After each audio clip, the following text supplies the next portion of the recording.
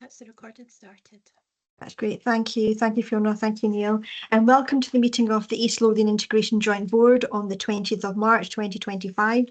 The meeting's been recorded and will be made available as a webcast in order to allow the public access to the democratic process in East Lothian.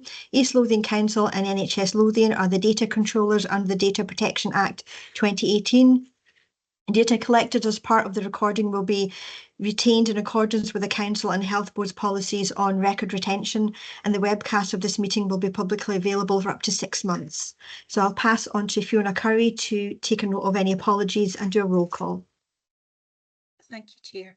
We have apologies from Patricia Cantley, and we have George Gordon here as a substitute.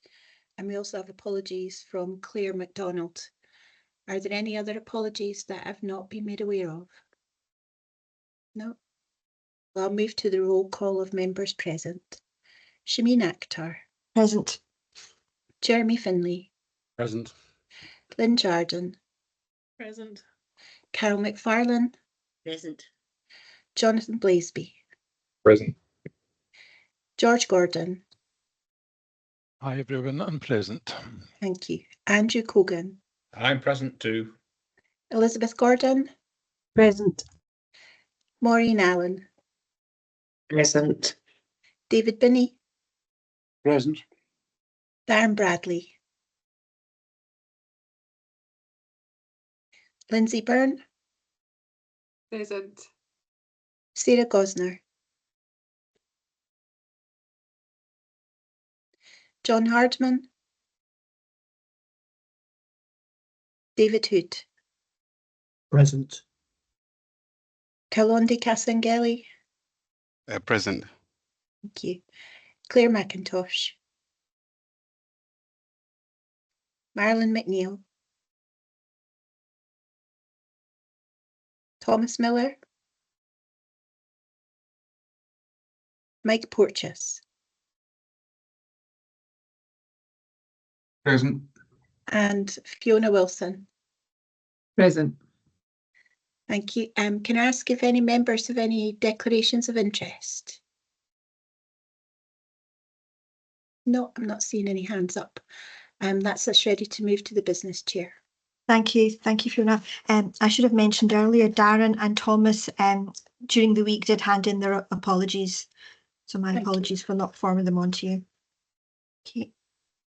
Move on to agenda item number 1, which is the minute of the East Lothian IJB from the 20th of February 2025 for approval. I'll note that everybody will have read the minutes, so can we agree to approve them? Agreed. Okay, thank you. Agreed. Thank you. Move on to agenda item 2, which is matters arising from the minutes. And that is anything on page 1.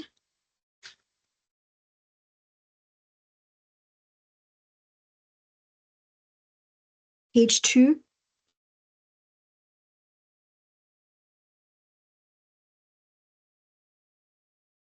Can I just flag up item 8 on page 2?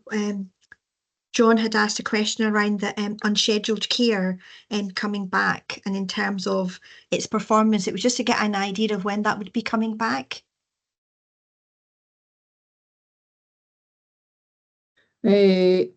Can we pick it up out with just noting that, and we'll pick it up in our agenda setting meeting. I'm just conscious the operational element versus the performance. So let's take it out with, but absolutely noting just the IJB sign off on this and an update. Thank you. Okay, thank you. Page 3. Just one thing I wanted to flag up on page 3 was if there was any update on the Musselburgh, Walliford and Whitecraig Day Centre, any further progress on that area of work?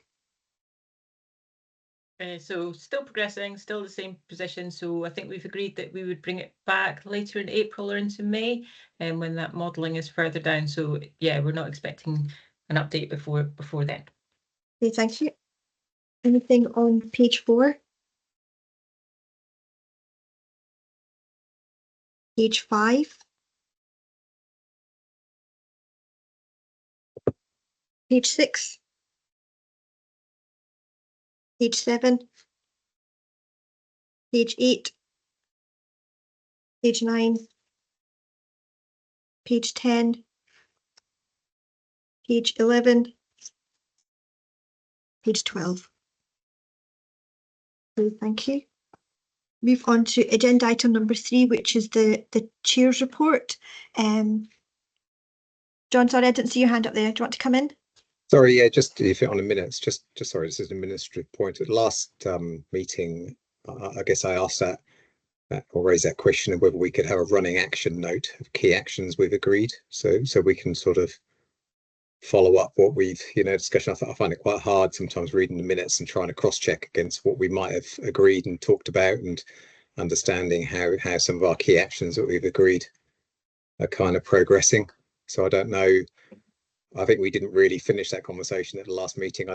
It wasn't in the minutes, but I don't know if you could have a think about that, see if that's possible. I don't want to make this, as I said last time, I don't want us to become a, overly burdensome job. But for me personally, that would be quite useful. Thanks, Jermaine. Yeah, no, that's a good point, John. I've seen those in other meetings where we've got a rolling action point, and maybe, Fiona, we could look at that for the minutes for future meetings. So there's a list of action points that we could rattle through, and that would just help us to get through the minutes a lot quicker as well.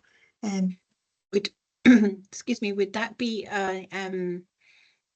include a summary of all the decisions, the formal decisions taken, or is it just anything that comes out of discussion that isn't included in the decision? I think if there's anything that was with further information or actions to be taken forward, so decisions would be noted, so that would already be in there, but if there was any actions that we had to take forward, would be helpful. That'd be okay. I can maybe show you some formats from other meetings that might be.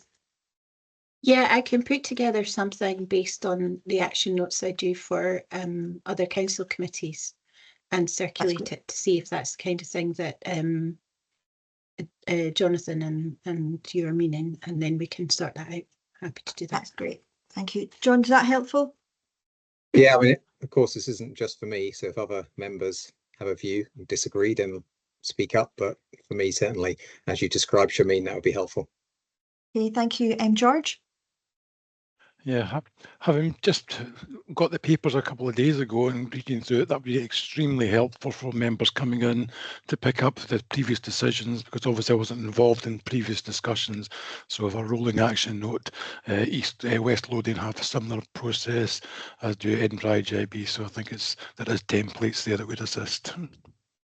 Okay, thank you. I've seen a positive feedback from Councillor Jardine there. Elizabeth? I would just agree. I think it's really good for keeping track of where you're at with things and making sure that things don't get lost over time if something maybe takes a long time to come to fruition. So yeah, I'm really supportive of that. Thanks. Okay, thank you. We'll take that forward.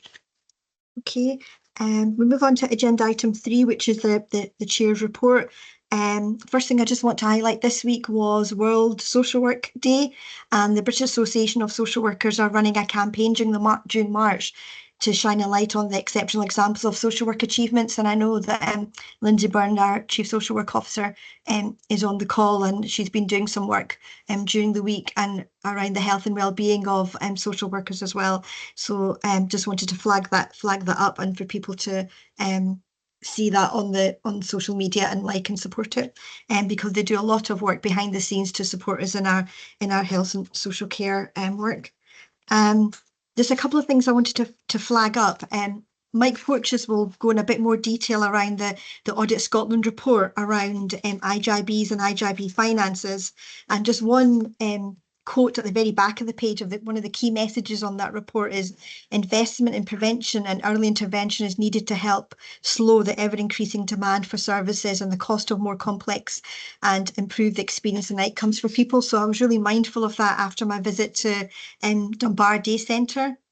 The invitation was open to everybody, so I would encourage you to take that invitation up if you're able to go and visit them. And I know a couple of people from the IJB have already been. I know Councillor McFarlane and Councillor Jardine have been to visit them, and they really very much appreciated it. But I was really mindful of that quote from the Audit Scotland report when visiting them, because they really are doing that slowing down in early intervention and prevention work. I had the opportunity to meet the chair, Ron Tinkler and Claire Ainsley, the manager. And what they do now is day centres may at one time have been seen as providing services that maybe that are nice to have, but it was really clear that these are now really quite essential services.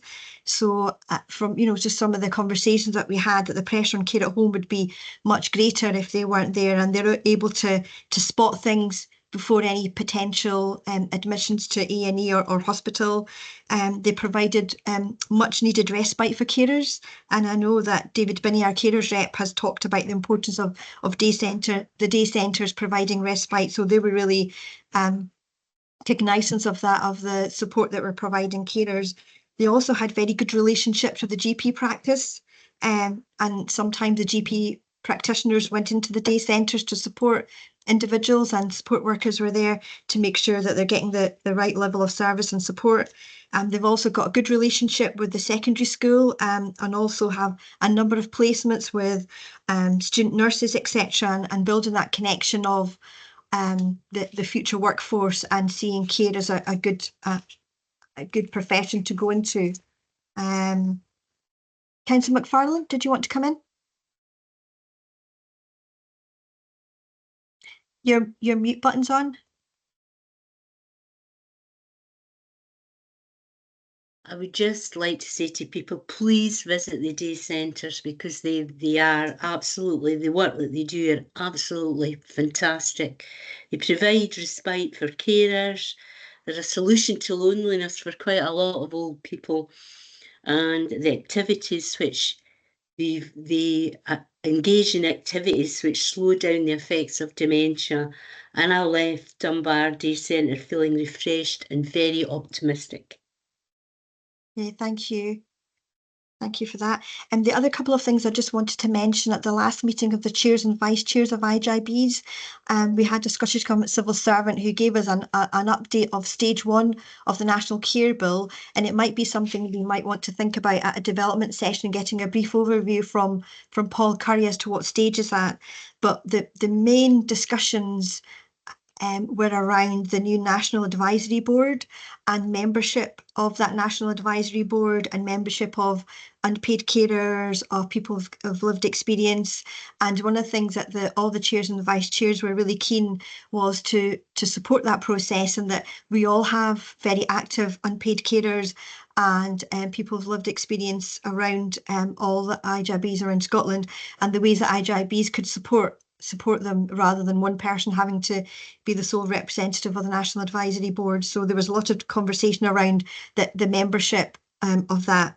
I've sent a link through on the Audit Scotland report, and it's some really powerful messages about early intervention, community-based and social care services. So looking for much more collaboration between partners and a real focus on preventative work. And I know Mike will go into that report a bit more. John, did you want to come in? Yeah, just on both of those items, actually. I mean, I agree, the Audit Scotland report, which was fairly candid in relation to the state of the IJBs, although it is roughly a year out of date, because it's looking at 23-24, but I'll be pretty confident that the messages will be the same if they did it again now. And I agree that we talked about prevention, early intervention has been important, but it also was emphasising, which I hope we do come back to as well later, about longer term transformation and service delivery change, to be able to sustain the finances and to move away from one-off savings, which is really how we seem to operate, rather than fundamental service delivery. And we'll see that in the numbers later. Every year it seems, and I looked back at last year, it was the same thing. We sort of aim for was break even this year, and then the 4 years after that will show increasing deficits, and yet magically we seem to make it to break even the following year. So that's something fundamentally wrong with how we operate, I would argue. But secondly, yeah, if you could just that bit on the National Care Service, I'm not sure if I follow. I've read this bit, and I clicked into the report, or that report from which you attached. The bit you've mentioned about the National Advisory Board, could you just do you know, or does anybody else know how that links to what we were looking at for the National Care Service, where there was obviously quite a lot of feedback about how there was concern around about the bureaucracy which that would bring in, and therefore there was somewhat disagreement about how that would operate. But so I don't know if this is a new thing or related to that bill, or you know, sorry, yeah. There was still quite a lot of clarity required. So I think they really pared back on the level of bureaucracy, but there was a conversation around creating a national advisory board. It was unclear about its role, about its membership. So that was where a lot of the discussion took place, and we were really keen to emphasise that we don't want more duplication. If there's any things that IJBs can help and support, then we would do, but avoiding any duplication of what they're trying to do nationally. I don't know, Andrew, if you want to say any more around it, because I think you were at the meeting as well, weren't you? I was. I think we just need to wait until we get something official, and then officers need to bring a paper and assess the implications of what it might have. I think it's far too soon to be worrying about this. There's nothing I've seen that's official yet. So, okay. But that link gives you an idea of where it's at the moment, so we're kind of kept abreast of what's happening. And Maureen? I just really wanted to make a comment around about the Audit Scotland report. Just obviously it's suggesting that IJBs cannot manage the financial pressures alone, as the council can't manage. And I suppose again, I'm asking that there's more engagement with the third sector, and there's a better integration into some of the decision-making processes. And I'm happy to discuss that with you or Andrew moving forward about how we can engage better with the third sector in some of this work. Yeah, we're more than happy to do that. I think we'd want to from the offset. I think you've heard many times, Maureen, that and also I think leaders are now saying that it's not possible for either partner to take forward in the level of challenges and demand that we have to work in partnership, and that includes the voluntary and community sector. So I thought they might have included that in there as well in the report, but it wasn't. But yeah, more than happy to do that.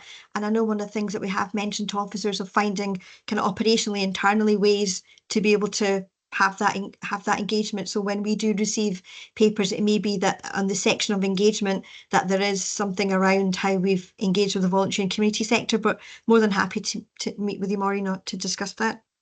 Thank you. Okay. And the final area that one of the areas that I'd raised at the last meeting was just engagement with our different representatives on the IJB. So I had caught up with Darren and with Thomas Miller from Unison, and one of the things they just emphasised was the importance of engaging with both partners in IJB work going forward, and I know that we have been doing that and will continue to do that. And two presentations were shared. Was the Enjoy Leisure presentation and the State of the Voluntary Sector presentation, Maureen, that you had passed on. So those two presentations were shared with everybody, and those might be potential things we might want to cover at an IJB development session of what does the voluntary and community sector, the size of it, the state of it look like in East Lothian. And the other one was a significant amount of work that's going on around rehabilitation with Enjoy Leisure and NHS Lothian. Okay, and thank you, Fiona Curry, for circulating those. Okay, I don't know if there's any other questions around any of those things. Okay, thank you. Move on to agenda item number 4, which is IJB membership chair and vice chair roles. Okay, I'll pick this up if that's okay, Chair. Yeah. Thank you. So just a very brief paper around the proposal, or the purpose is really to advise the IJB around the appointment of 3 voting members and to seek agreement of the appointment of the new chair and vice chair for the period of 2 years from the 1st of April. The background you will see in the report, and hopefully that's helpful. And the recommendation is to note the reappointment of councillors Simeon Akhtar, Lynn Jarden and Carol McFarlane from East Lothian Council, voting members for a further term of office, agree the appointment of Andrew Cogan as chair of the IJB from the 1st of April, and agree the appointment of councillor Simeon Akhtar as the vice chair of the IJB from the 1st of April. I'll pause there, Chair. Okay, thank you. Can I ask if anybody has any questions? John? Sorry, Shireen, just a reminder, because I think this is the same as when I was appointed. When it's the first one, which is the reappointments, it says for a further term of office. What is that? Is that what is that term? Do we need to state how many years it is, or is it until further notice? Or I noticed my one last year had the same wording, but So it's normally 4 years that people do a term for, okay. I mean, I know depending this on is when they come on. okay. Okay. And Fiona Curry? It was just to say that the reason I didn't mention the term of office is because for the councillors, obviously there's local council elections coming up in just over 2 years' time. So that may well have a bearing on whether or not councillors continue after that point on the IJB. Okay. Does that help to clarify, John? Yeah, Okay. that's fine. Thank you. Do we have any other comments or questions? Maureen?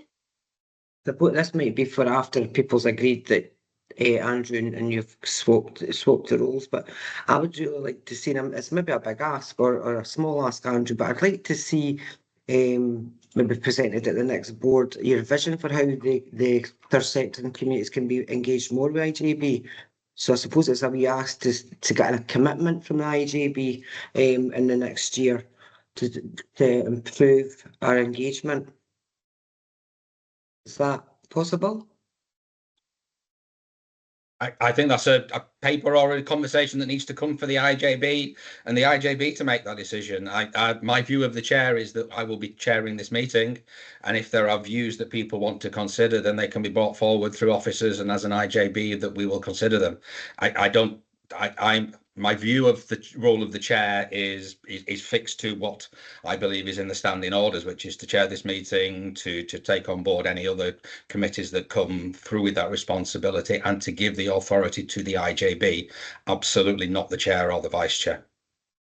And so I would need to put a paper in there then to ask for some formalised. I'll work with officers. That's what our officers are here to do. So, and I'm sure Laura will come in and respond to that. Thank you. Yeah, I think just to confirm that we'd be welcoming that conversation and just remembering the role of the IJB at statutory duties and how we engage with our communities, third sector, particularly yourself, Maureen, the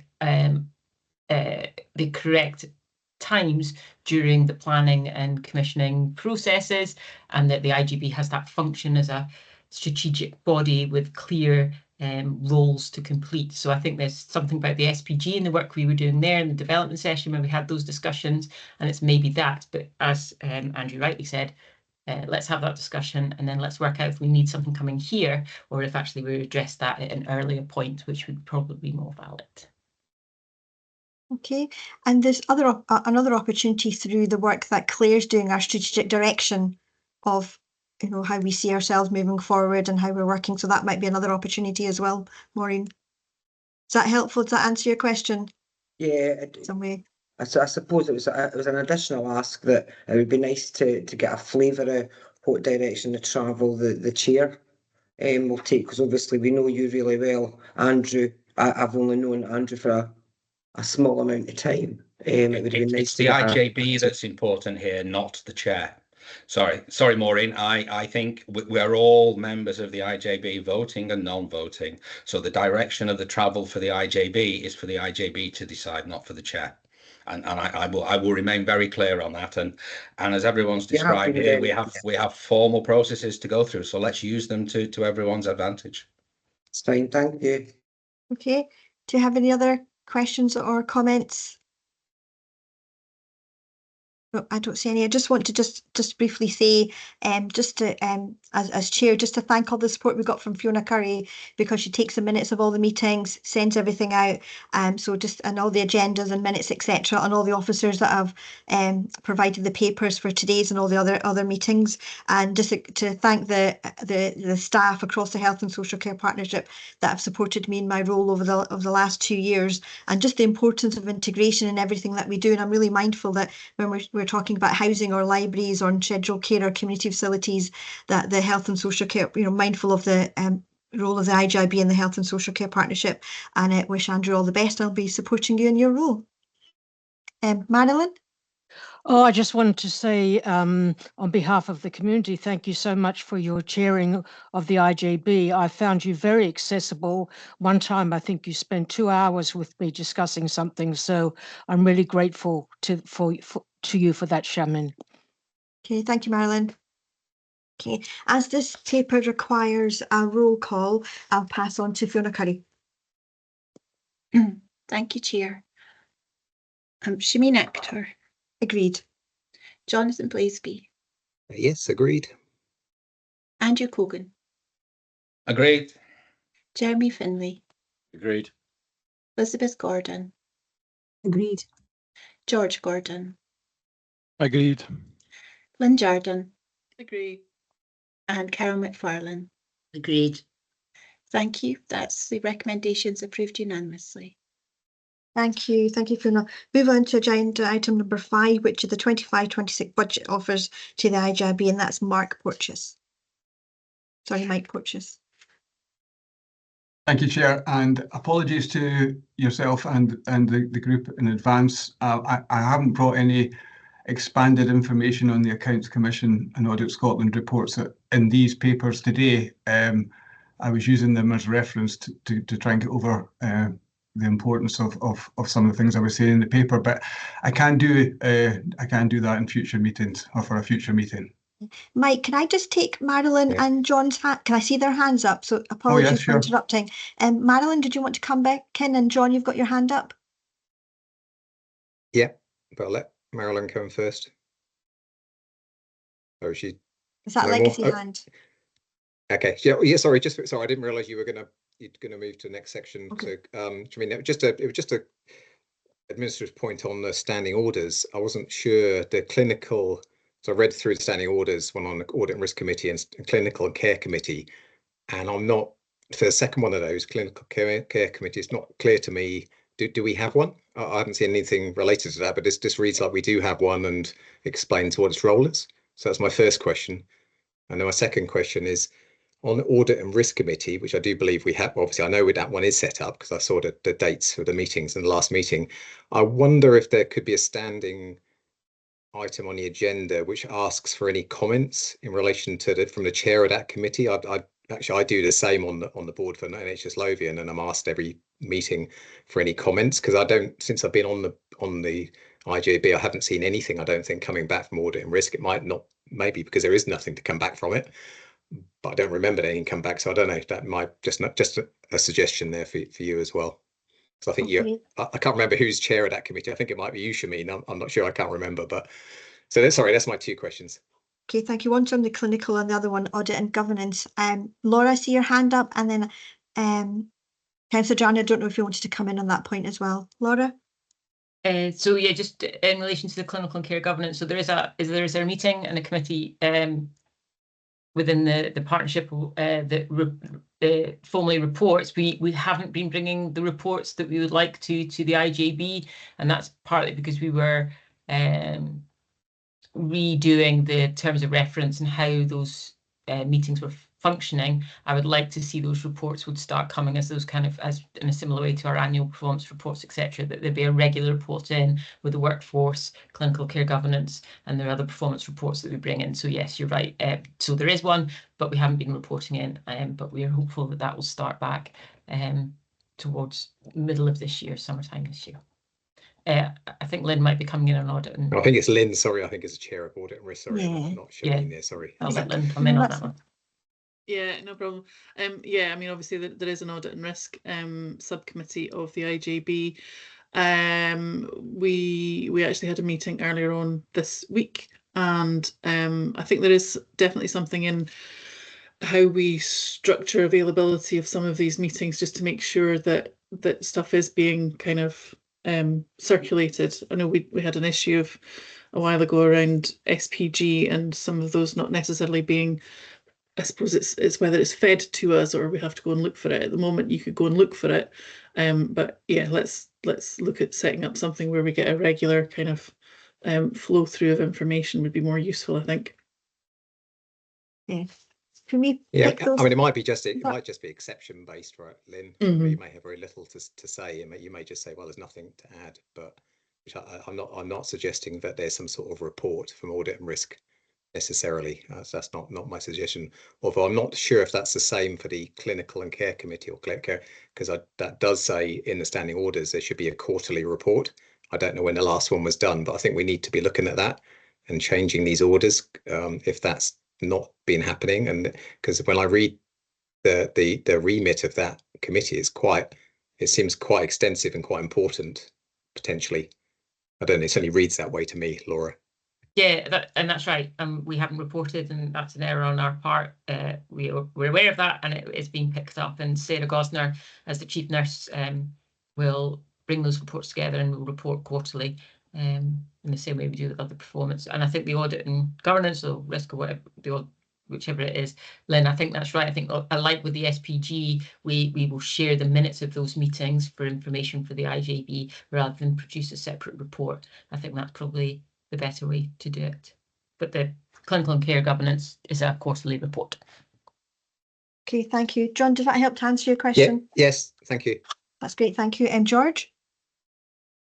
Might be helpful to look at the best practice elsewhere as well. I mean, I know that there are two areas that we actually, I'm in IJB's audit risk and governance is one where I chair in West Lothian, and every meeting of the IJB they publish the actual minute, and the chairs are then invite during that meeting if there's anything they want to highlight or recommend to the IJB in general. So it gives everybody oversight of what's happening at the meetings and an understanding of it and an opportunity to question it, and that therefore gives it a standing order within the actual paper. So I think that might be a way forward that is kind of practice elsewhere. Okay, thank you, George. I think that's us completed paper 4. Okay, and we'll move on to agenda item 5, which Mike had started 25-26 budget offers to the IJB. Mike, that's definitely you now. Thank you, Chair, and apologies for the lighting. The light is on, but I need to sort of push myself 10 feet away from the screen so you can see my face, but I will crack on anyway. So the first paper up today is around the budget offers from our partner organisations. The paper sets out the formal budget offer from East Lothian Council and the indicative funding offer from NHS Lothian. And it assesses these offers in terms of whether they comply with the Scottish Government guidelines and whether they are fair or not. And by that, I mean, in terms of compliance, that we're looking to see that they pass on all the funding that each of these partner organisations receives to the IJB delegated services. So, for example, the real living wage that they will receive uplift for is passed on in full, and from a council perspective and from a health perspective, that they fully fund the pay awards as they're required to do. The formal offer from the council is set out in the table on page 2, you'll have seen, and there are a few key messages that I just want to highlight as part of this presentation. The first one is around the employer national insurance rate rises. The council will have received 60% of the cost of that increase, and they have added a further 40% to ensure that that rate rise is fully funded for all their delegated services for the directly employed staff from the council.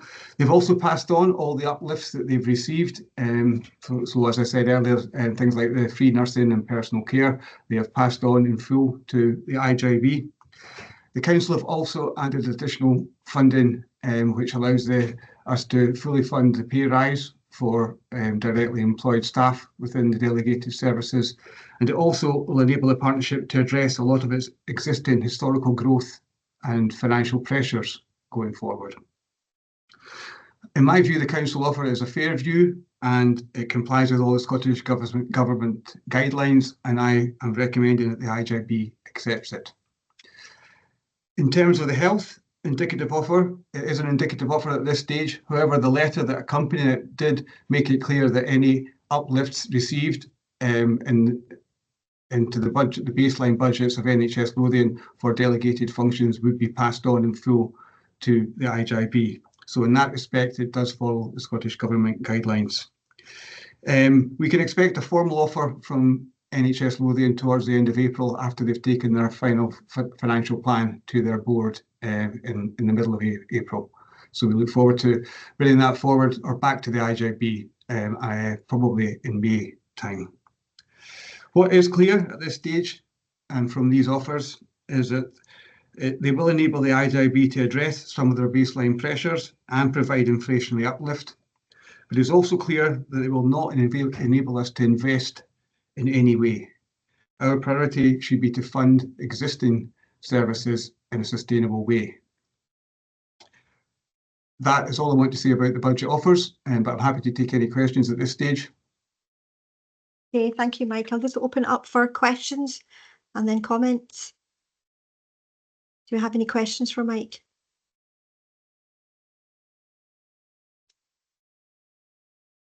Andrew? It's not really a question, it's just a comment. I think I personally welcome the offers from both our partners, and very, very happy to accept them, and we move on to the budget setting and maybe, as John said, to thinking about the long term as well, but more than happy with to accept the offers that have been received. Okay, thank you, Andrew. Do we have any other? John? Yeah, look, I agree with Andrew, really. I mean, I think it is absolutely essential that we do think about and have time to think about ideas around transformational change, because when you look at the forecast here, like I said earlier, we seem to have these recurring deficits each year coming forward. They're sort of, I don't know, band-aided by in-year savings, and fingers crossed that something will happen, some additional funding will come in. So my question is kind of where do we go from here? I honestly don't know, looking at this paper, what this really means in terms of service delivery for our community. I don't really know what it means. These are numbers which I don't really understand. I think you've tried. I don't really know how to kind of gauge these offers at the moment. I guess what I'm saying, in terms of how people out there will be feeling about what we intend to deliver as an IJB next year. Maybe that's a too big a question for now, but I'm not quite sure how to kind of assess this, I guess is what I'm saying. And I don't know what's missing on the health one. There's a very big difference in terms of and was it 9% increase on council, and we're suggesting 3% on the health side. I don't know. Does that mean that some of the NI and minimum wage are not covered by the health one? I really don't understand why there'd be such a big difference between the two. Maybe I should know the difference between the two on the health side, but I don't. And I guess, sorry, one final point. I think it is disappointing that we're going to be sitting here we have to wait until May before we're actually agreeing a budget for next year, which will be 2 months into that year, and too late, really. So I think that's quite disappointing in terms of where we stand as an IJB, and this sort of thing we should be dealt with earlier. We should not be talking about this in May to agree a budget. It's just my personal view. Thank you. Thank you, John. And Mike, would you be able to pick some of those things up? Yeah, there was quite a lot in there, John, so I apologise if I don't cover all of it. And some of it is relevant probably for the budget setting paper. But I guess what I would say in terms of the budget offers, what we are asked to do and what we are trying to do with that paper is just to assess whether they, as I said at the start, meet with all the guidelines that they should be meeting with, and that is in terms of how much they are passing over to the IJB's delegated services, and whether we consider those offers to be fair. That's what the offers. That's what we are required to do around those offers. The budget setting paper will be looking to address some of the other issues that you've raised, and I think encompassing all of this is a difficulty that we have in health and in council land, whereby we only get 1 year offers from the Scottish Government or 1 year funding. We would like to have 3 to 5 year funding from the Scottish Government so that we can plan ahead. But because we don't have that, it is very difficult for us to try and plan ahead. As all three organisations, the Council, Health Board and the IJBs, it makes it more challenging for us because the funding comes as a 1 year allocation and not a 3 year budget, if you like. So I hope that goes some way to trying to address it. In terms of the disparity between the two, I think the percentages are, the health is an indicative offer at this stage, and I think we probably need to wait and see what the final offer is and what that means in terms of additionality. But the council have obviously put in additional funding over and above what's been passed through to us in the past. So they have put additional funding in, and we should acknowledge that this year. Okay, thank you, Mike. John, does that help to answer? I think some of those things, pick them back up in the in the budget setting paper as well. So we'll try and do and that in the next paper. I mean, I get that, and thanks. I mean, as we talked about last month, I think it was, we just don't want this to. My view is talking about cost savings, which we did all of last year, or since I joined in May, I think it was, is in my view a distraction to be dealing with this all the time. We shouldn't be talking about this all the time. So I hope that this next year we can somehow, that these budget offers and the way we do things will be different. That's what I ask, and therefore you don't have to talk about efficiencies every single time we meet, and not talk about what I would consider more important matters, hopefully. Yeah, I'll stop there. Yeah, okay, thank you, John. Lynn?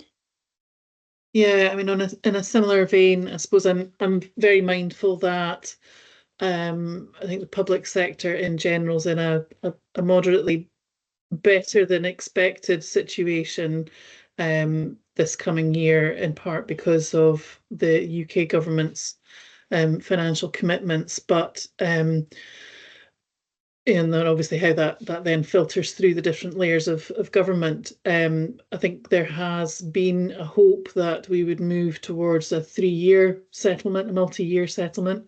We'll have to wait and see how the UK government's spending review goes on that.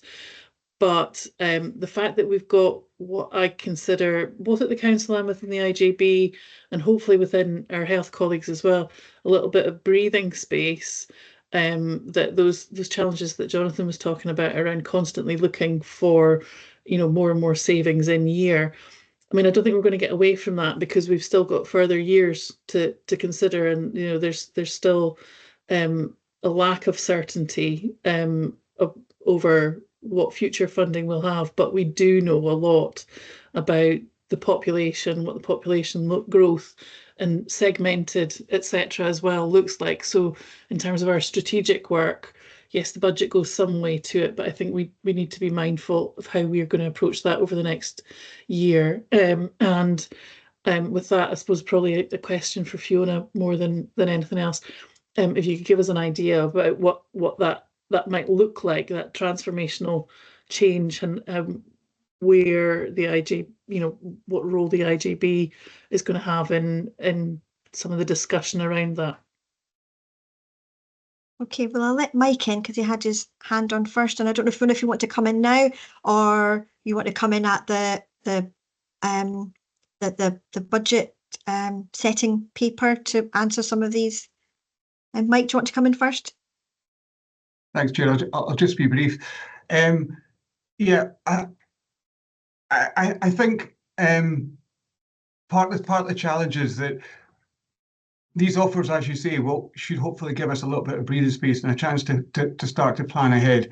What I'm always mindful of as well is just making people aware, and that will come out in the budget setting paper as well, that we will inevitably find there will inevitably be pressures that will come along in the coming financial year, and that is often what requires us to review our efficiencies and the savings and that we are making in year, and react to what's happening on the ground. So it is a moving feast, if you like, and it's always a challenge, but hopefully this year we have got a chance to really take stock and start to put plans in place over the next few months that will stand us in better stead for some of the financial challenges that are coming in the years ahead. Okay, and Fiona? Yeah, thanks, Chair. So just to support Councillor Jardine on the kind of the principles of the breathing space, and that's what this is, breathing space.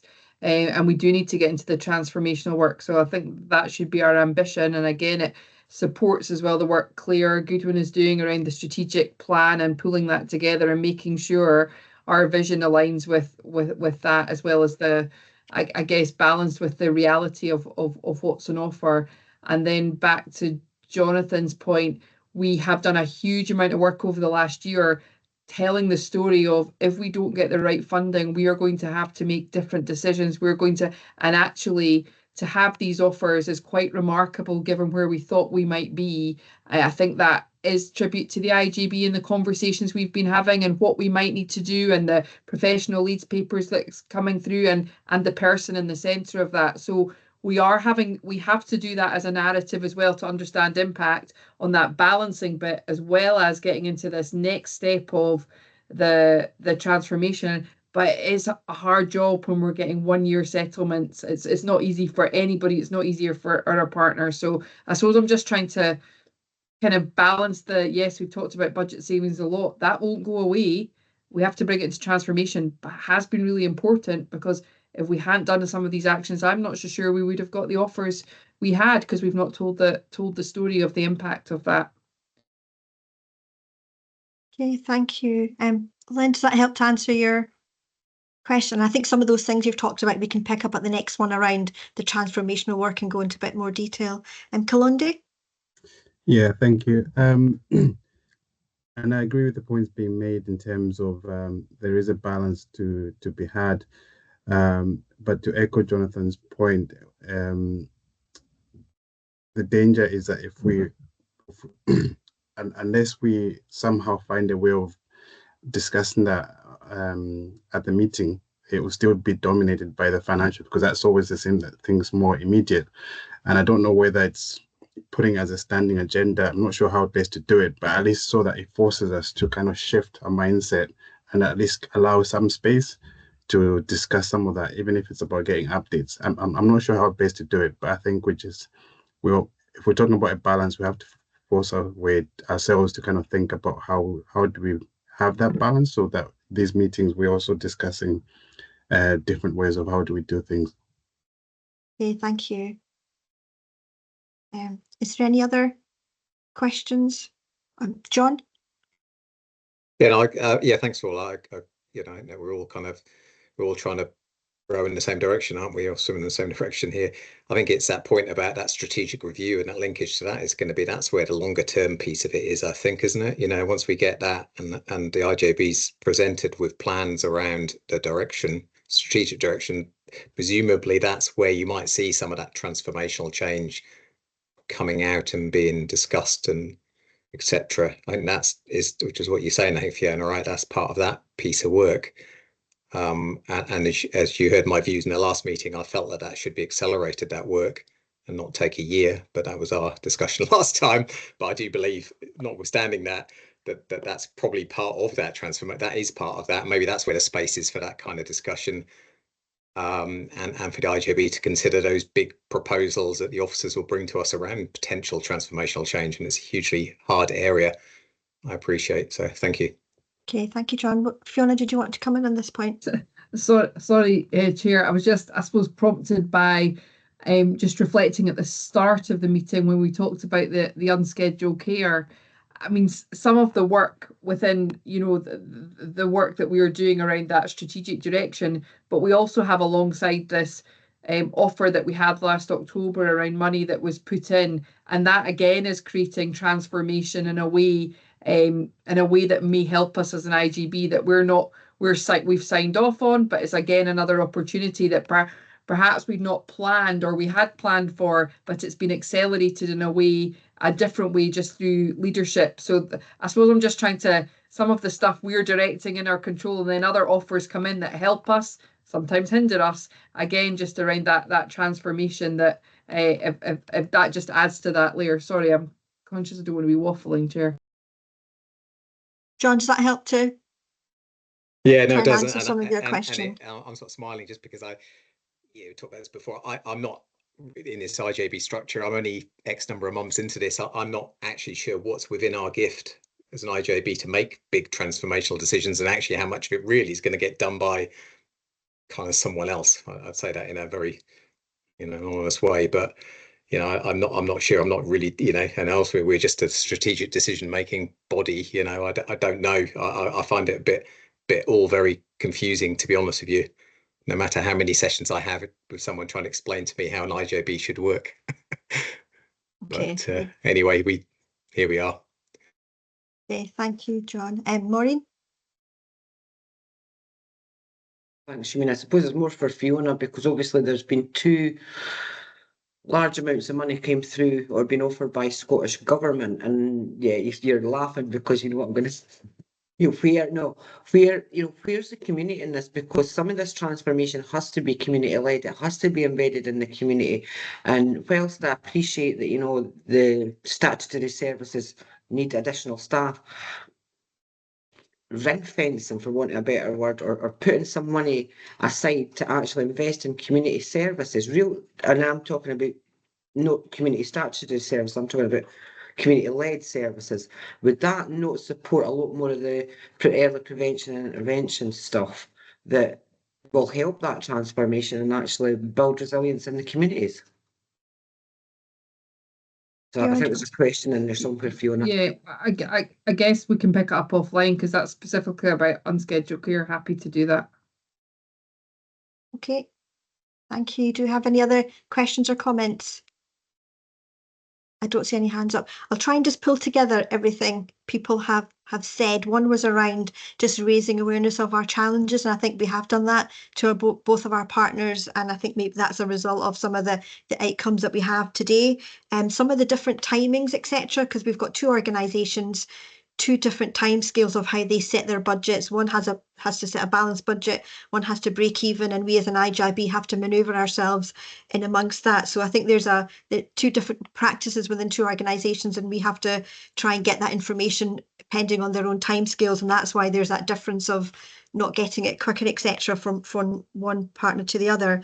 And I think the conversation probably at the next one is around that transformation, and the whole reason for integration was to see that shift in the balance of care and seeing that shift more from acute to community based. And so, we have to just keep progressing on that integration agenda. And just finally to thank Mike for the papers coming forward and all the people that have been involved in helping to set that budget. And I really welcome that 9% increase that we've got from East Lothian Council, and I look forward to hearing what the offer will be from NHS Lothian. And we've made sure both of our partners are fully aware from the letter that we sent to both of them of the significant challenges that we face, but also that there are also great opportunities of working in partnership. And the Audit Scotland report highlights that that's where that acceleration needs to happen around partnership working and transformation and further integration. Okay, I'll pass on to Fiona Curry as this paper requires a roll call. Thank you, Chair. The recommendations are in section 2 of the report. Shameen Akhtar. Agreed. Jonathan Blaseby. Yes, agreed. Andrew Cogan. Agreed. Jeremy Finlay. Agreed. Elizabeth Gordon. Agreed. George Gordon. Agreed. Lynn Jarden. Agree. And Carol McFarlane. Agreed. Thank you. That's the recommendations approved unanimously. Okay, thank you. Move on to agenda item number 6, which is the budget setting for 25-26, and that's with Mike. Thank you, Chair. So this paper is, as titled, it's about setting a balanced budget for the coming financial year. So the purpose of the report is to update the IJB on the work undertaken on the budget setting process, to propose that the IJB sets a balanced budget after agreeing efficiencies for the coming financial year, and to provide the IJB with an update on the 5-year projected financial plan position. I wanted to start by just, I suppose, reflecting on where we are in this current financial year, 24-25, and how we got here. So we started the year with a gap in our financial plan of about 11 million. We've delivered almost £8 million worth of efficiencies, and we were forecasting an overspend of 3.5 million. And I think moving out of this year into next year, the message that we can take from that is that there still is the importance of continuing to identify and deliver efficiencies, and of continuing to look to plan ahead for some of the challenges that are coming our way. And part of that planning ahead is about setting a balanced budget at the start of the financial year. So you'll see from the table at the top of page 2 in the report that we're starting in a better position in terms of how we've been in previous years. The recurring resources that our partners are budgeting for, the delegated services, are higher, are an increase in previous years. So we are in a good starting position. Offsetting these projected recurring resources against the pressures and commitments that we have ahead of us gives us a gap in our financial position, according to the table on page 2. And that gap is about 3.369 for health delegated services and 800,000 for council delegated services, so a total gap of 4.1 million. It's worth pointing out, or I do want to point out at this point in time, what that contains and what that means. So for both partner organisations, those budget figures are fully funding our pay awards or the expected pay awards in the coming financial year. For council services, we talked about it in the budget offer paper, there is full funding for the impact of the employer national insurance rate rise for all directly employed staff, and there is an assumption that the health services will follow suit in that respect. So in the past, as in all budget setting processes, we look to close those gaps, or that gap that we have, with efficiencies. And you can see from the second table that we have identified a range of group of control and service redesign efficiencies that total of 3.83 million. And once we apply that to the offers that we've had and to the budgets that we've been able to project from the financial plans, we can see that the council budgets present a balanced position, and there is a small gap on the health budgets of 340,000, which falls completely within the set aside services. So at this point in time, we're delivering a balanced budget on our council services, and we have a small gap, as I say, in the health set aside services. So as in the past, I will work, as I said this in the paper, I will work collaboratively with my CFO colleagues and with acute colleagues to deliver a break-even position in the set-aside services. And I therefore am proposing that the working assumption from this paper is that set-aside services will break even next year. And on that basis, that we set a balanced budget for the IJB for 2025-26. There are, as always in these cases, in terms of budget setting and efficiencies, there are risks and there are mitigating circumstances around those risks. One of the key risks is around the employer national insurance that we mentioned earlier, in that whilst we've identified full funding for directly employed staff, there is no funding for the commissioned services or the impact of that increase on commissioned services. So there is a significant risk that will become a pressure in the coming financial year. We are still working through the implications of that, so we don't have a real understanding of what that will be and how it will manifest itself. But I want to highlight that as a risk. In terms of the paper itself, the paper includes efficiencies from core, hosted and set-aside services. I've shared the core efficiencies before with IJB members at the development sessions, so you should be familiar with those and aware that these have a low or medium risk in terms of delivery and are expected to deliver in full. The hosted and set-aside efficiencies that haven't been presented before, but they too, they're of a group and control nature, so an operational management nature.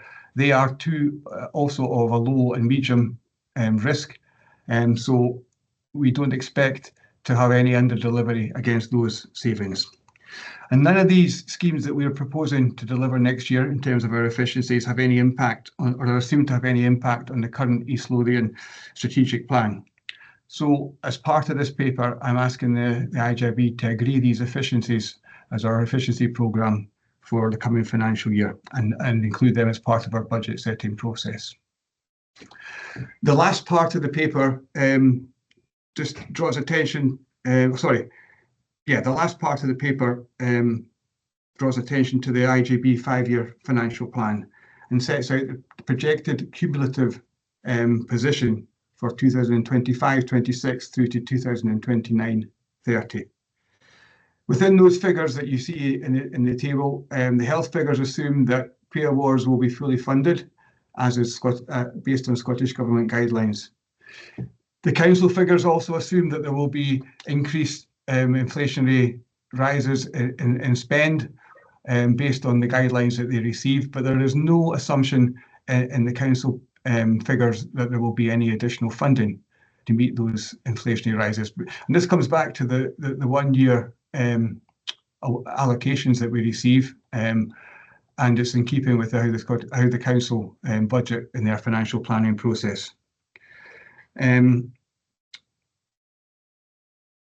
I will bring updates to future IJBs on any changes that occur in terms of these assumptions or in terms of these plans that affect our 5-year financial plan.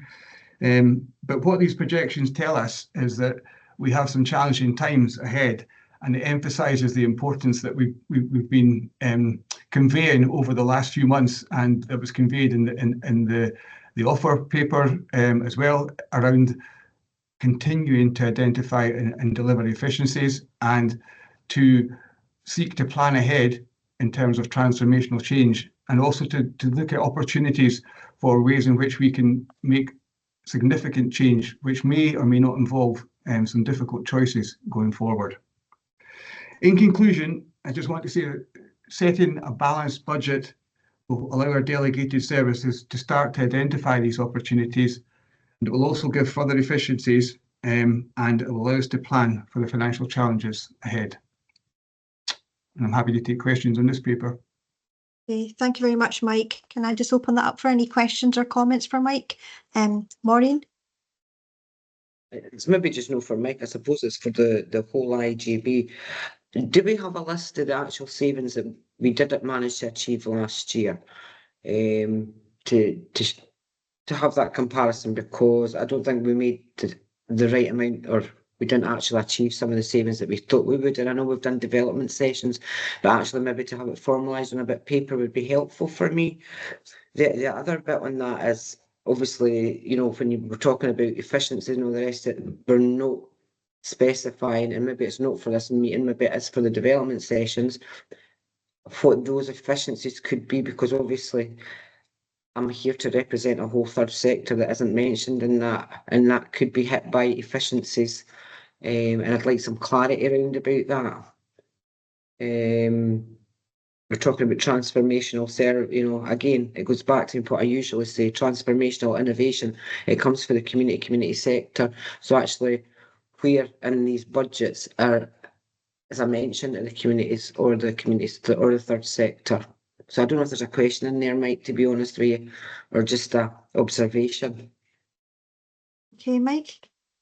In terms of well, I think there's a question in there, and I can certainly come back on the schemes that didn't deliver. So we are aware that there were a number of the schemes that didn't deliver, and there were also a number of schemes that were put forward that didn't gain traction or didn't get taken further forward for various reasons. But the ones that we did identify at the start of the year and thought would be deliverable haven't all delivered. So one of the first things we will do is reflect on those schemes and see if any of them are still viable schemes, or if they need changed or whatever. But if there's ways in which they can continue to be deliver going forward, and that will give us a starting point again for next year or for future, because some of these schemes will take time to work up and discuss and agree and put forward. So that's why we keep emphasising the importance of trying to plan ahead. So we will reflect on last year, definitely, but we need to incorporate that in next year's planning as well. So the funding gap might be smaller if these savings are realised this year. Is that a fair assumption? Yes. Or yeah, they could add to this year's efficiency total, if you like, and close that gap a little further. Yes. Thank you. Okay, Fiona, did you want to come in on these points? Yeah, so I think I would support Mike in the fact we have to continually look at it. But I suppose I want to highlight some of the decisions we didn't progress or didn't take forward, or some proposals, and I think of Care at Home as an example, that we thought we could make an efficiency on, but actually the risk was great. We were going to do harm. That's why they had the professional lease paper. So I suppose I just want to remind you of some of the context and the discussions around why some hasn't delivered, some of the schemes haven't delivered. And again, it's back to that engagement that we've done with our partners around, actually this is the impact. If we do this, this will be it. And I think as well, another clear, last year we made some really difficult decisions as an IJB, and I suppose we are willing to make these decisions, but part of the conversation we've had over the last year and the relationship with our partners is, if we do this, this is what it will mean. So I suppose I just want to bring that context into it around, the offer and decisions we did not take. I think some of the savings weren't realised, but the decisions weren't altered. I think we've maybe just not realised them, and that's why I'm wondering if some of the, we maybe, for example, maybe had 15 when we had expected 20. Will we get that 5 this year to kind of lessen the hit, for want of a better expression, this year? We need to understand why they didn't. Yeah, sorry, we need to understand why they didn't deliver, Maureen, and if there's a way of them delivering, then we need to make that happen. But you're right.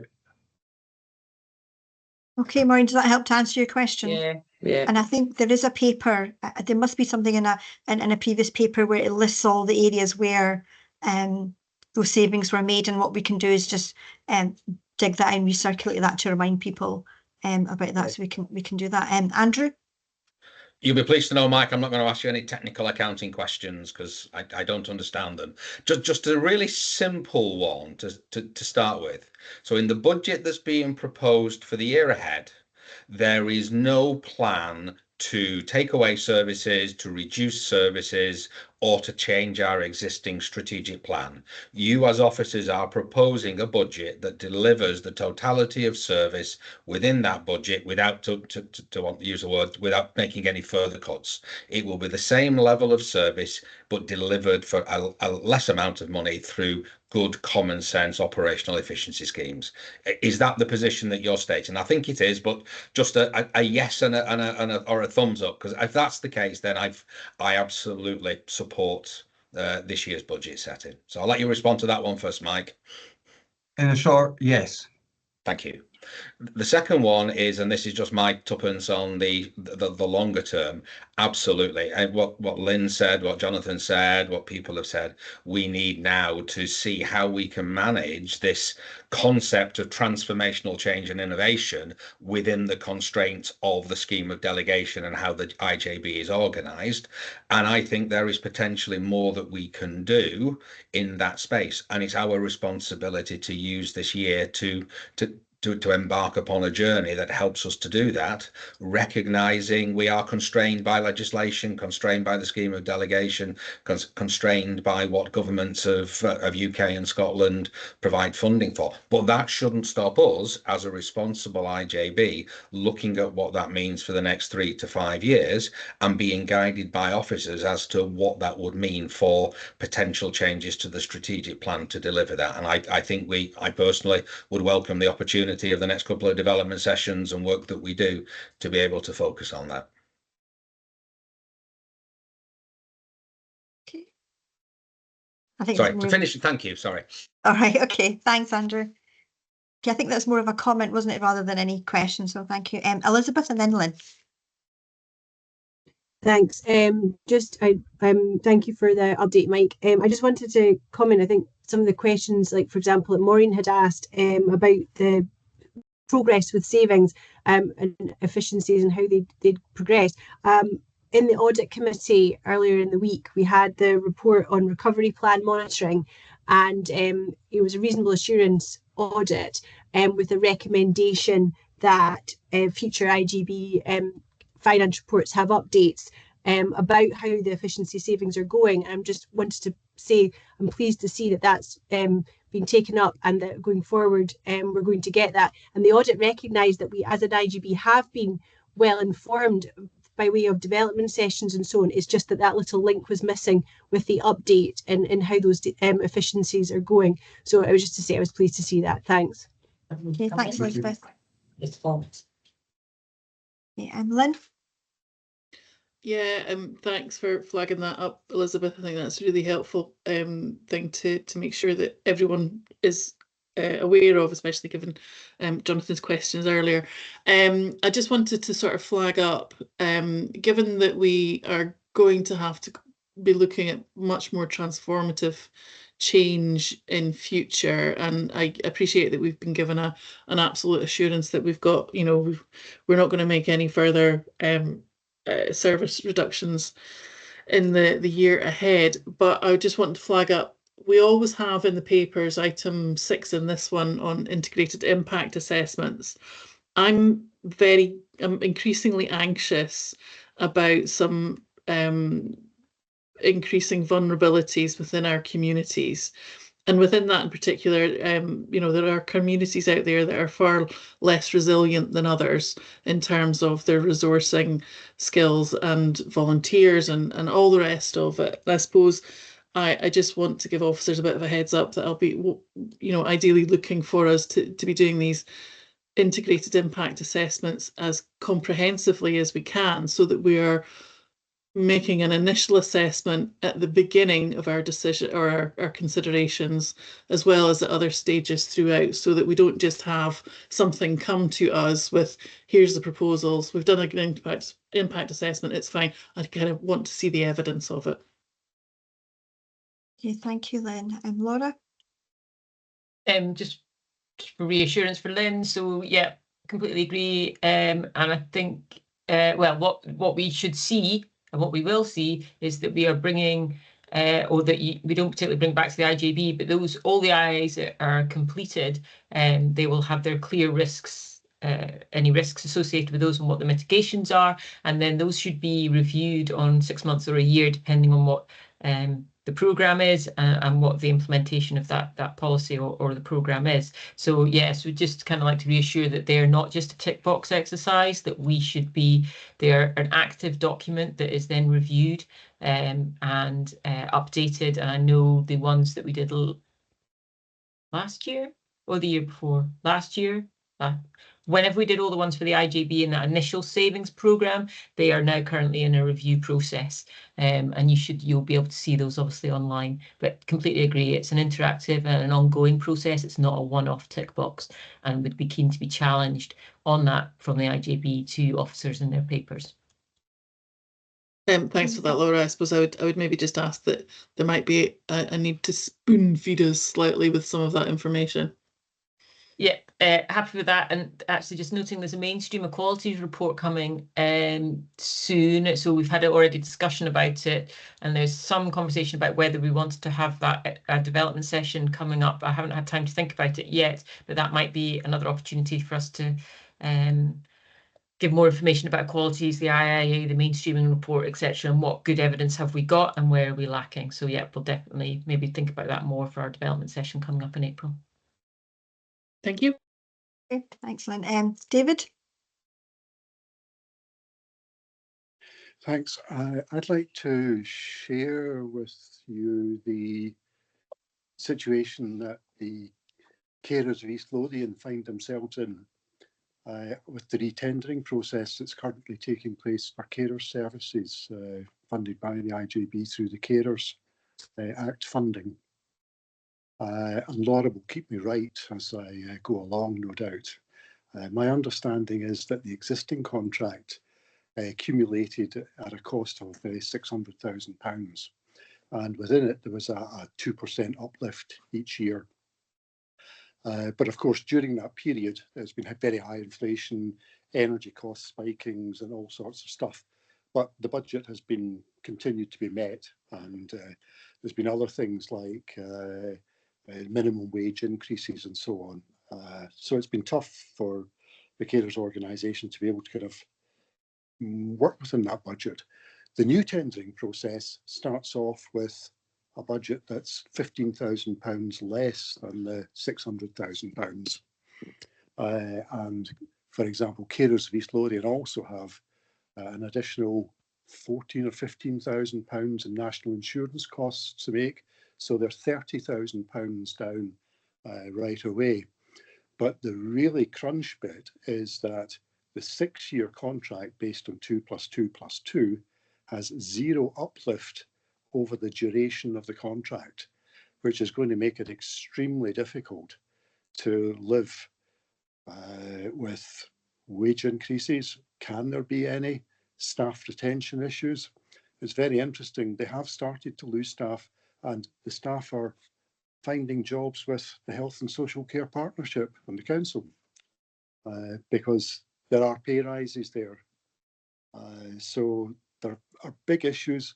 It's hard times for everyone, but I think it was Maureen asked, what's the impact of the decisions that we're making upon third sector organisations? That is an illustration of what confronts one of our third sector organisations delivering key services for us over the next 6 years. It's going to be very, very tough.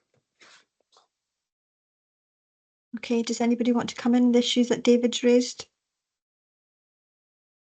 Nora? Yeah, just to agree, I think it's something we discussed in the Carers Board and during a commissioning of other contracts. It is a really difficult position because they have year-on-year increases to meet, and we don't have year-on-year increases in funding. So it is really difficult. It's just really difficult to manage. And yes, maybe on the whole, we are not cutting services and we're not reducing them, but we are also asking services potentially that they will end up delivering less simply to maintain or deliver the services within their budget. So yeah, I agree, David, and I think it's a challenge that we continue to work with and continue to try and help our third sector deal with that ever increasing cost of living, but we don't have an increasing budget to fund them with, and that's very difficult. Okay, David, does that help to answer that difficult question? It's just what we just left. Okay. Just Maureen? I suppose it's just maybe picking up on the IIA stuff that Lynn was talking about as well. And I don't know if we can do this or if there is such a thing about a community. I know that the integrated assessment is it's a big document, but actually is there, or can we find one that is specific to the impact on community organisations? And this is maybe something for me to think about and ask my national colleagues to see if they have any kind of mechanism to try and measure the impact or the lack of impact they'll have when their funding reduces, because there's not just Carers East Lothian that face that. Obviously, there's 700 organisations that are all in the same boat, where we're not getting paid any extra for national insurance and things like that. And I suppose, getting to my point, we as an IJB need to be mindful of that actually if community services, community supports are hit, the impact on statutory services is going to rise phenomenally. Okay, thank you, Maureen. Do you have any other questions or comments on this paper? I don't see any other ones up. I think just to try and summarise, I think the importance of further integration, and Mike, you've talked about the set aside and the work that's being done with all the 4 IJBs, how important that is on set aside, that we see progress and shift and change in that, because the whole point was to see a shift in the balance of care and to see more community-based interventions, and that was the whole point of integration and how we need to see more of that. On the issues that you've raised, John, Lynn, Maureen, around transformation, how we're fully utilising the transformation work that's been carried out with both of our partners, and getting the maximum impact for ourselves, and any support that we get from them on their own transformation work, we should take full advantage of that, and how we fully participating in those transformation works of both partners. And some of the other things that we've talked about today is, and maybe delving a bit deeper in development sessions, and maybe getting the individuals that are working on transformation on set aside on the areas where we've been looking for change to happen, where it's a lot harder and a lot difficult. But I think the Audit Scotland report's pretty clear you know, we do have to work far more in collaboration and in partnership and moving forward on these things. And then lastly, in the areas that you raised, David, and Maureen, around the voluntary and community sector and services, of highlighting our population growth, the high demand in our services, and to be able to deliver that, we're delivering that in a partnership approach with the statutory organisations and the voluntary and community sector, and challenging, you know, addressing those challenges, and how important that is for us to highlight those areas of good practice where we are working together and it's producing good outcomes for individuals in the local community. And that's what we're here for, and highlighting those good practices to say, look at as a partnership approach with all our partners, that's going to be the way forward in these difficult, challenging times. Okay, I don't see any other hands up for questions or comments, so we'll move on to our roll call for agenda item number 6, and that's with Fiona Curry. Thank you, Chair. Excuse me, the recommendations are in section 2. Shimeen Akhtar. Agreed. Jonathan Blaseby. Agreed. Andrew Cogan. Agreed. Jeremy Finlay. Agreed. Elizabeth Gordon. Agreed. George Gordon. Agreed. Lynn Jordan. Agree. Carol McFarlane. Agreed. Thank you. That's the recommendations approved unanimously. Okay, thank you. Move on to agenda item number 7, which is a staff and claims protocol for the health and social care integration. And I have down Laura to cover that.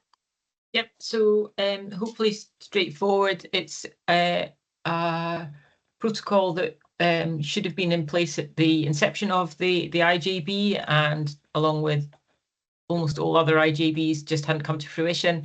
It's there to really support the partnership in its development and work with its partners in relation to staffing. By signing off and agreeing to this protocol, it then allows us to develop, or helps to develop further, papers alongside records management, which the IJB has responsibility for, and also working with our partners in relation to the assets from the buildings from where we work, and also the provision of equipment for our staff. So it's really something that supports the partnership and its partners and employees, but it is a document that the IJB should have had in place. So it was just to get that approval of the protocol from the IJB today. Okay, thank you, Laura. Can I ask for any questions or comments? John? Sorry, yeah, I mean, yeah, it does look straightforward. It's just this is a partnership set up by the partners, and it's one which could be disbanded by the partners. So isn't these protocols, shouldn't that be coming from, does it come from them? Maybe I've not read it that carefully enough. It basically should be from them agreeing between the two of them what the protocols are for their employees. Not, is it, because this is something that the IJB's been asked to agree. So maybe I misunderstand what the purpose is, but you think of a partnership, normally that's how it would work. But this seems to be different, or maybe we as representatives of those partners, we have the authority to agree this. I don't know, sorry, maybe. Yeah, so I think you have the authority to agree it. Yep, so the IJB is obviously, it's not so much that the partners could disband it, it's in there, and the government have directed us to have a partnership. So this is more that the partnership themselves, rather than the IJB, worked with both partners to agree a position between both partners. So it was just having that documentation that said, okay, NHS Lothian, East Lothian Council, you agree to these protocols in relation to the staff that will work for the partnership directed by the IJB. So it could be that we've got the agreement from each partner to say, okay, we agree to this protocol, and now we're just coming to the IJB to kind of tick it off and say, and the IJB are happy that yes, this works for the staff that are employed by both partners. It's really, it's not a tick box, because it will be helpful in negotiations with our partners in relation to employee matters, but it was something that the IJB were asked to do in their scheme of integration to have in place, which we just didn't have. Sorry, so thanks, Laura. So that means that the two partners have actually seen this and agreed it. So they've been very involved in the development of it, and they have agreed, yes, we're happy now, finally, with this after many years. We are agreeing that this is the staff protocol that should be in place to help the two partners work together. Okay, I mean, is there, sorry, I see Elizabeth's got a question there. I mean, given this should have been put in 9-10 years ago, and here we are doing it. I'm going to ask the obvious question: why now, and what has been the impact of not having this? So yeah, I don't know, and the other 30 are in the same position. We have bumbled along, and I think it's just been that we have had difficulties in sort of delivering of IT or Wi-Fi, or who owns this chair for this employee, and can you put it into this building, and can two people share a car who are employed by the NHS and by the council, and we just end up having circular conversations. So this paper will now hopefully bring us to a point where we can say, no, remember we agreed that the insurance covers for this and for this, but whoever makes the claim is covered by that. So it's just those kind of trying to ease the processing of working together when you've got two different employers. Okay. Okay, does that help to answer your question, John? Yeah, thanks. Okay, thank you. Elizabeth? It was just more of an observation than a question. Just to say, I suppose the first thing that I was reassured by was the HR from both the council and NHS Lothian have seen it, so that reassured me that was that box had been ticked. And I think the other thing is it does obviously provide clarity for employees in what is potentially quite a confusing situation where they might see a job being offered by one partner when they at the moment work for the other partner and so on. So I think it's a useful document in terms of it setting out what would happen in those situations. It does seem slightly odd that we as an IJB, as Jonathan's commenting, are looking at this, but I can see the purpose of it, and with the reassurances that I've mentioned, I'm very comfortable. Thanks. Okay, thank you, Elizabeth. Are there any more questions or comments? Laura, could I ask, on page 63, it does mention representatives from the joint trade unions. Could I just be reassured that we've got two sets of trade unions that we have to engage with that both have seen this and an agreement? Yeah, so it's been through many HR, trade unions, Okay. Insurance, etc., etc. So yes, they should have all been. They are all cited on it. Okay, so they're happy with it. Okay, thank you. I don't see any other questions or comments on this, and I think you summarised that well, Elizabeth. It seems like it's a practical way to deal with some of those issues that we've got at the Health and Social Care Partnership. So I'll move on to Fiona Curry for a roll call. Sorry, Liam, did you want to come in? Sorry, again, I'm a bit last minute. That's okay. It's for Laura. I just wanted to ask if anybody's had a conversation with Thomas around this. Yeah, so Kat's been involved in it, and it'll have been to the Joint Partnership Forum as well. So I'm confident that the partners are cited on it. It has been in the making for a number of years now. So yeah. I'm happy with that then. Thank you. Thanks, Liam. Okay, thank you, Liam. Okay, move on to yourself, Fiona Curry, for the roll call. Thank you. The recommendation is as set out. Shimeen Akhtar. Agreed. Jonathan Blaisby. Agreed. Andrew Cogan. Agreed. Jeremy Finlay. Agreed. Elizabeth Gordon. Agreed. George Gordon. Agreed. Lynn Jardine. Agree. And Cal McFarlane. Agree. Thank you. That's the recommendation approved unanimously. Okay, thank you. Move on to agenda and item number 8, appointment of IJB Standards Officer. And is that with yourself, Fiona? Yeah, thank you so much. So the purpose of the report is to nominate a replacement standards officer as required by the Ethical Standards in Public Life, Scotland Act 2000, and the nomination will be subject to approval by the Standards Commission for Scotland.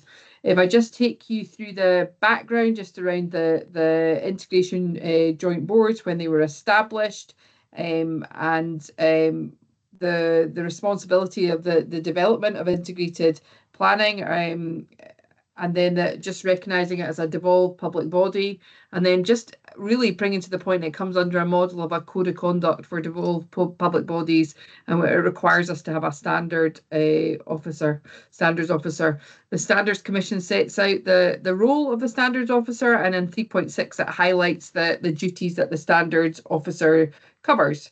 And the The challenge is the standards officer for the East Lothian IJB has been myself as the chief officer, and it's recognised that we need to have a more independent officer in this role, given the discussion. So there has been engagement. There's been good engagement around the two partners, so they're supportive, and there's no policy implications. So the recommendation really is to ask the IJB to nominate East Lothian's Council's Head of Corporate Support, Hayley Barnett, as a replacement to the IJB Chief Officer, as the Standards Officer to East Lothian's IJB, and then just note the appointment subject to the approval by the Standards Commission Scotland. And I'll pause there, Chair. Okay, thank you. Do we have any questions or comments from anyone? John? No, I mean, yeah, thanks. And that looks eminently sensible. I do not, I guess my question is, I do not know Hayley.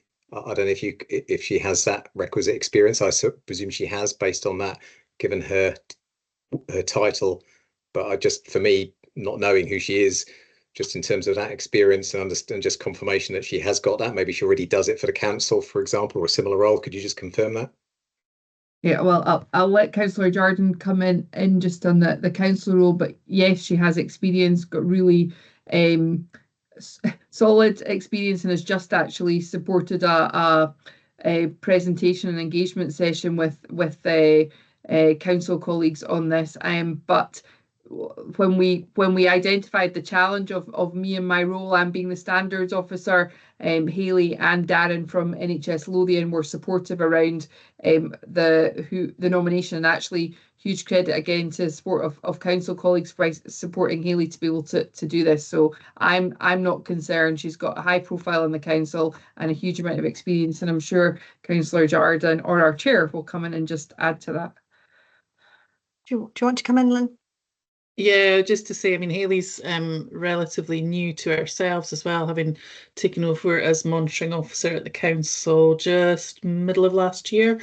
I have to say, I've found her to be exceptionally, sharp and clear in her instructions and advice and guidance to us, and I've been impressed with her. The way she's conducted herself in that role, and some of the changes that she's seeking to bring about in the council as well. So I would welcome this. Okay, thank you. And just to add to what Lynn has said, is Hayley's experience of having worked in other Edinburgh City Council around governance and standards there as well. So she does bring along other experience from other places as well. And as Fiona has mentioned, just this last week, organised a session with the Standards Commission, who came into the office of a presentation with all heads of service and councillors on that issue.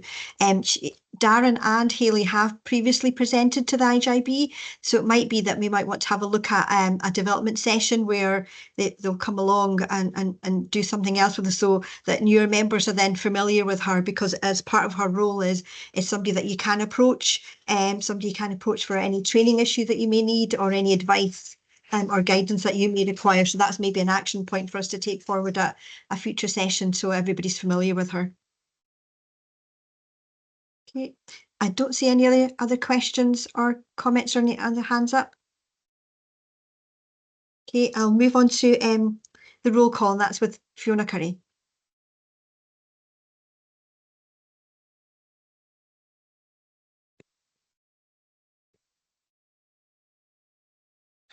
Apologies there, my mouse wasn't playing ball. The recommendation is as set out in the report. Sinead Akhtar. Agreed. Jonathan Blaisby. Yes, agreed. Andrew Cogan. Agreed. Jeremy Finlay. Agreed. Elizabeth Gordon. Agreed. George Gordon. Agreed. Lynn Jordan. Agree. And Carol McFarlane. Agreed. Thank you. That's the recommendation approved unanimously. Thank you. That's the end of our IJB for the 20th of March. I just want to thank everybody for their attendance and participation. I really appreciate that, because I know how busy everybody is. So thank you. And I'll let you switch off the recording, Fiona. Just ask